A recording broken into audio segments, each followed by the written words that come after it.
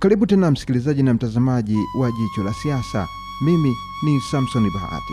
Katika vipindi vilivyopita tumechambua vifo vya kutisha vya viongozi wa Afrika waliouawa madarakani na wale waliokufa katika mazingira ya kutatanisha. Leo tunaangazia sura nyingine muhimu na yenye utata katika historia za siasa za Afrika.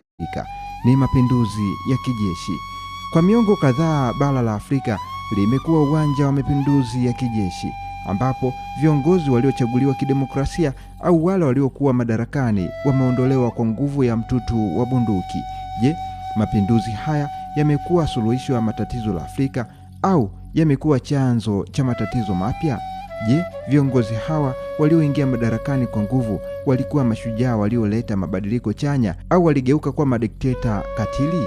Leo tutachambua safari ya viongozi kama Jerry Rawlings wa Ghana, Idi Amin Dada wa Uganda, Yoweri Kaguta Museveni wa Uganda, na pia tutagusia wimbi jipya la mapinduzi yanayoendelea sasa hivi Afrika Magharibi. Ungana nami tunapofumbua siri za mapinduzi na athari zake kwa bara letu.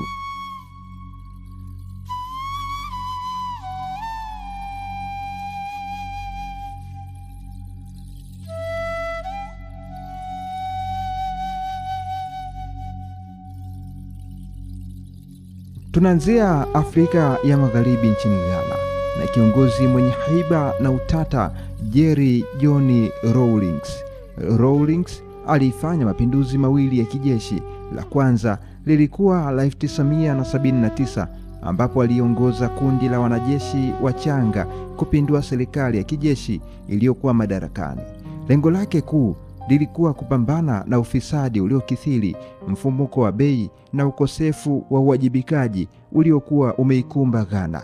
Mapinduzi haya yalifuatia na kile alichokiita usafishaji wa nyumba, house cleaning exercise, ambapo maafisa kadhaa wa juu wa kijeshi wakiwemo marais wa zamani walinyongwa. Hata hivyo, baada ya miezi michache, Rawlings alikabidhi madaraka kwa serikali ya kiraia iliyochaguliwa, lakini kutoridhishwa na utendaji wa serikali hiyo kulimfanya arejee tena madarakani kwa mapinduzi ya pili ya mwaka 1981, miaka miwili tu baada ya kutekeleza yale mapinduzi ya mara ya kwanza. Safari hii Rawlings alikaa madarakani kwa miaka mingi, akianzisha mageuzi makubwa ya kiuchumi na kisiasa. Baadaye alirejesha demokrasia ya vyama vingi na kugombea urais kama raia, akashinda na kutawala kwa miula miwili. Rawlings anakumbukwa kwa msimamo wake mkali dhidi ya ufisadi na kwa kuweka misingi ya utulivu na demokrasia nchini Ghana, ingawa njia alizotumia mwanzoni zilibaki kuwa na utata.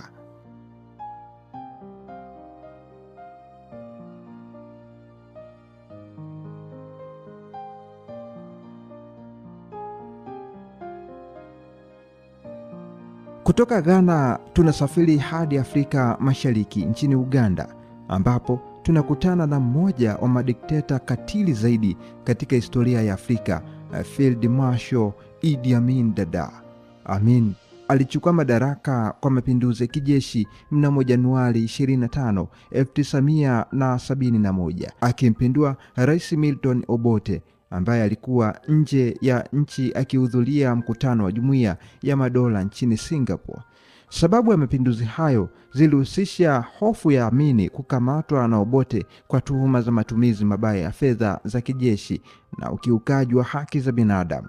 Mwanzoni, Amin alipokelewa kwa shangwe na baadhi ya Waganda waliokuwa wamechoshwa na utawala wa Obote. Hata hivyo, furaha hiyo haikudumu. Utawala wa Amin ulibadilika haraka na kuwa wakikatili na wakiimla. Alifukuza Waasia wengi wenye asili ya India kutoka Uganda, akitaifisha mali zao na kusababisha kuanguka kwa uchumi wa nchi.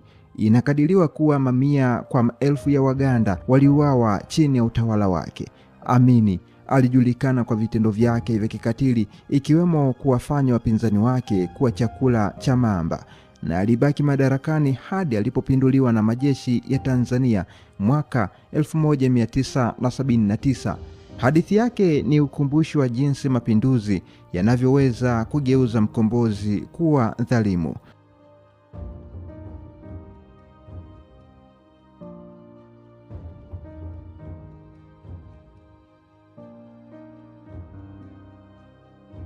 Tukiendelea na huko Uganda, tunamkuta Yoweri Kaguta Museveni ambaye hakuingia madarakani kwa mapinduzi ya siku moja, bali kupitia vita vya msituni vya miaka 5 vilivyoongozwa na jeshi lake la National Resistance Army NRA.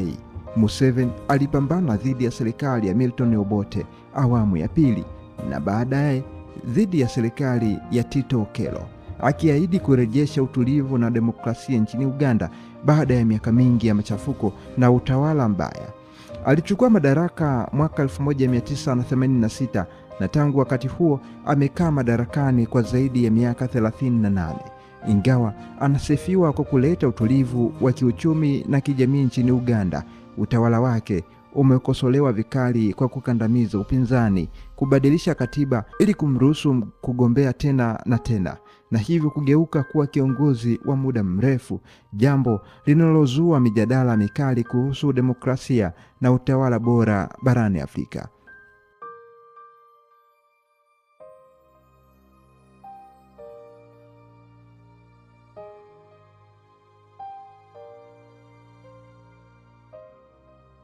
Na sasa tunageukia wimbi jipya la mapinduzi ya kijeshi yanayoendelea sasa hivi, hasa katika ukanda wa Sahel, Afrika Magharibi.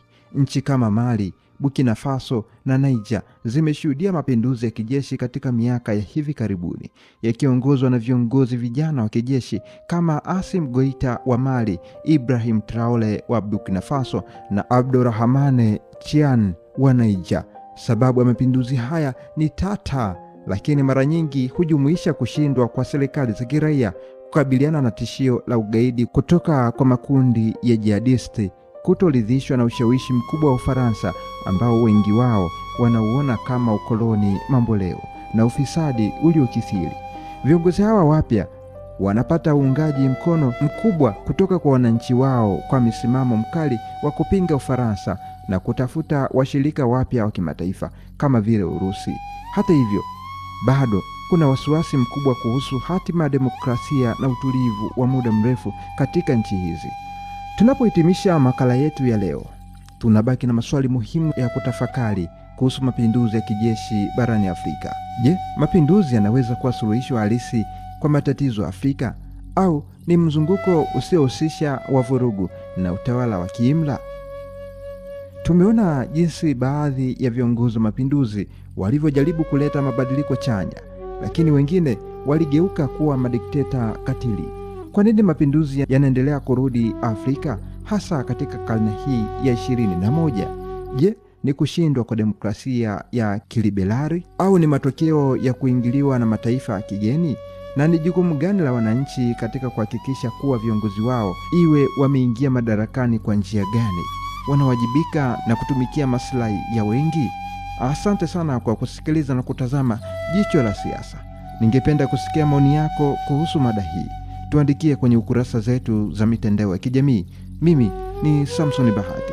Tukutane tena katika kipindi kijacho. Kwa heri, uwe na wakati mwema.